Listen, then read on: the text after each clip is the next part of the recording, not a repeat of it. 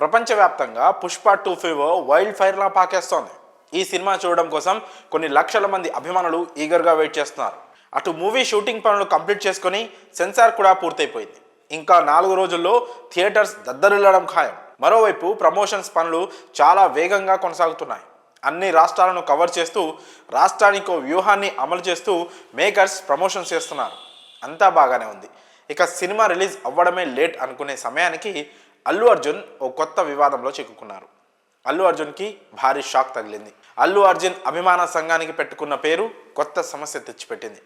ఈ విషయం పోలీసుల వరకు వెళ్ళింది. అల్లు అర్జున్ అభిమానులు తమ అభిమాన సంఘానికి పెట్టుకున్న పేరు అల్లు అర్జున్ ఆర్మీ. ఇప్పుడు ఈ పేరు పైన అభ్యంతరం వ్యక్తం చేస్తూ పోలీసులకు కంప్లైంట్ వెళ్ళింది. ఈ పేరు పెట్టుకోవడంపై green peace environment and water harvesting foundation సంస్థ అభ్యంతరం వ్యక్తం చేసింది. ఆర్మీ అంటే దేశానికి సేవ చేసే ఓ గౌరవప్రదమైన పేరని, దేశ భద్రతకు సంబంధించిన అంశమని ఈ సంస్థ వాపోయింది.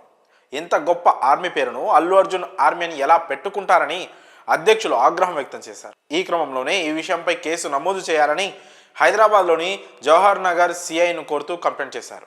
ఆర్మీ అంటే ఒక జాతీయ సమగ్రత, జాతీయ భద్రతకు సంబంధించిన విషయమని, కానీ అల్లు అర్జున్ ఇప్పటికి చాలాసార్లు తనకు అల్లు ఆర్మీ ఉందని ప్రకటించారని ఆ సంస్థ అధ్యక్షుడు చెప్పుకొచ్చారు. దీంతో జవహర్ నగర్ పోలీసులు కూడా ఈ కేసును పరిగణలోకి తీసుకొని పరిశీలిస్తున్నారు.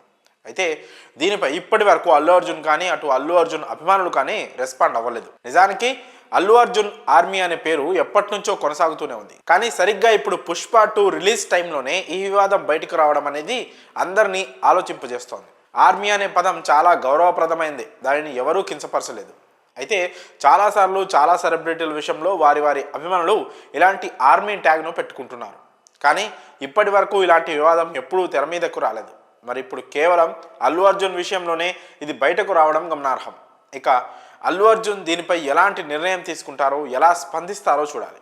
మరి ఈ విషయంపై మీ అభిప్రాయాలను కామెంట్స్ రూపంలో తెలియజేయండి.